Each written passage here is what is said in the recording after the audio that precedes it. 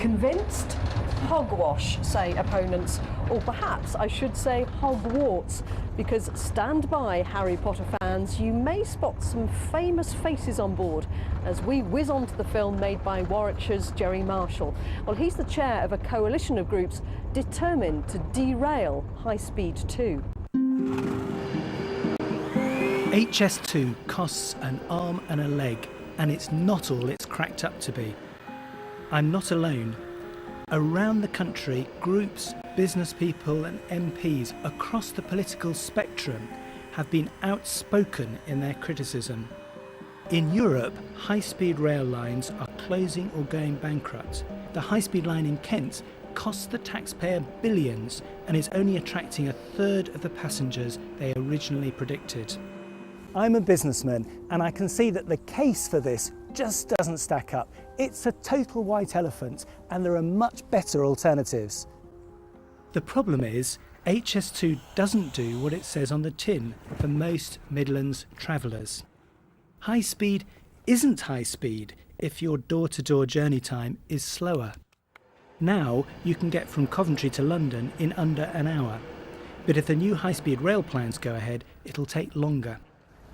HS2 Limited say that these services are going to get cut back. So for Coventrians to use HS2, they're going to have to get one train to Birmingham International, another train to the HS2 interchange, and then another train to London.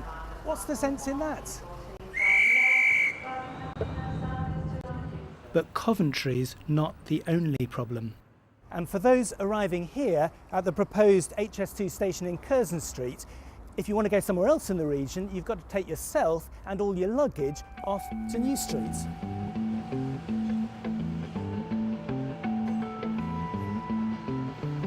Okay, so it is 10:15 and I'm going to see if I can find where New Street station is. Trying to get to New Street, am I going the right way?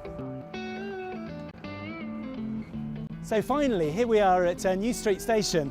And I reckon it's taken me 18 or 20 minutes. So it seems ludicrous that I should be whizzed off to Curzon Street at 250 miles an hour and then spend 20 minutes walking at 3 miles an hour, and it's probably in the rain. I think the real problem with HS2 though is the cost. In this Parliament alone, the link will cost us nearly £1 billion just on planning. That money is vital for frontline services. Do you think HS2 is a good investment? No, and to spend that amount of money on the planning is barking mad. In Coventry's case, we were supposed to get 350 million, which would have rebuilt or reinvented virtually every secondary school in the city and some primary schools. A far better use of public money than destroying the green belt and putting train lines where most people don't think they're necessary. If you want HS2, it'll cost well over £1,000. In fact, the Taxpayers Alliance say it'll cost £1,700 for every household in the UK. That is an expensive ticket. So what do the good people of Coventry think? Do you think that would be good value then, to spend £1,700 of your money on it? Every household, £1,700. That's quite a lot. £1,700 per household, and you can have a wonderful system from London to Birmingham. There's the ticket. £1,700 per person. Oh my God! Is that a bargain? Absolutely not. People can have other options to use for commuting from here to London or from Birmingham to London other than the high-speed rail. So instead of them putting the money into the high-speed rail, they can put it in, community centres and children care. She's right. Going ahead with high speed will mean cutting vital lifelines for some of the poorest and most vulnerable. Meanwhile, you and I are coughing up to pay for what the former Transport Secretary admits is a service for a wealthy minority. First uncomfortable fact, perhaps number one, is that the railway is already relatively a rich man's toy, the whole railway. People who use the railway are, on average, have significantly higher incomes than the population as a whole. Simple fact. HS2 is totally the wrong priority. But if the project was going to create jobs and growth in the Midlands, it might be a price worth paying. We certainly need something to get us out of this mess. So, Geoffrey, we really need jobs and growth. You're kidding. Look at it all. That's pawnbrokers there. Absolutely. Closed down there, closed down there. I mean, it's a disaster. And now we're going to turn it into even more of a backwater with HS2. The Department for Transport says HS2 will create 40,000 new jobs. Good news? No. The fact is that most of these won't be new jobs, just transfers of existing jobs. And the Department for Transport says 70% of the jobs will be in London, not in the Midlands. Some say HS2 will actually reduce the number of jobs. Take here, for example, for Coventry and Birmingham to benefit in the short term, when we need investment because of the overall economic situation, which is in dire straits at the moment, the best thing is to four-track the Coventry-Birmingham stretch. Right. Now, that would give work immediately, relieve the pressure points on the West Coast main line, and give benefits in every respect: Coventry, Birmingham, work, employment, and connectivity. But it's got to be effective, and this is anything but effective, don't you see? The point is here that we're just investing in a narrow stretch of high-speed motorway between certain select premium points that aren't going to help the rest of the country at all. So HS2 is not going to boost productivity, growth or jobs in the Midlands. But there's another area where I think we're being misled, and that's capacity. We're told we're about to run out of space on the West Coast main line that links London to Glasgow via Birmingham. If you've ever tried to get on the 703 from Euston to the Midlands, you might agree. But images like this tell a false story.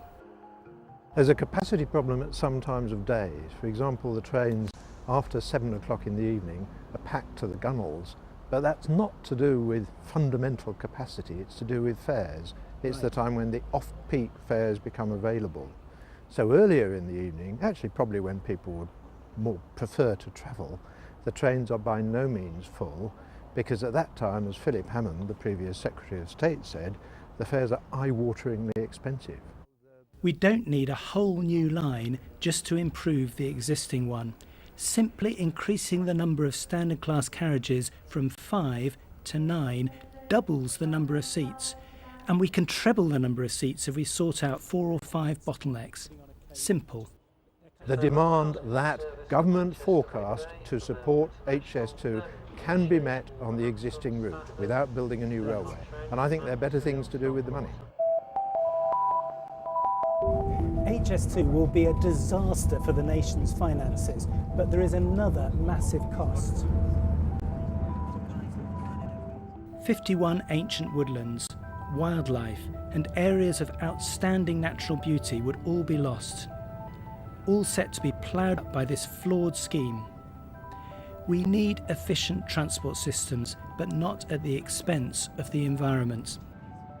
So what in the end will be more valuable to our children and our grandchildren? Will it be a slightly faster journey to London or our fast disappearing areas of tranquil countryside? For the really green option, technology holds the key. I can link up with Solihull-born film stars James and Oliver Phelps in Sydney without having to leave my office. The boys played the Weasley twins in all the Harry Potter films, and we can catch up whilst they're halfway around the world, and there's no magic involved. Everything seems to be either a PDF file or an attachment to something. Unless you actually physically need to hold it in your hand, there's no real need to leave the office anymore. Both boys agree with me that the money it'll cost is better spent elsewhere. Hey, it's great to talk to these guys, but from where I'm sitting, high-speed broadband will be much more useful than high-speed rail.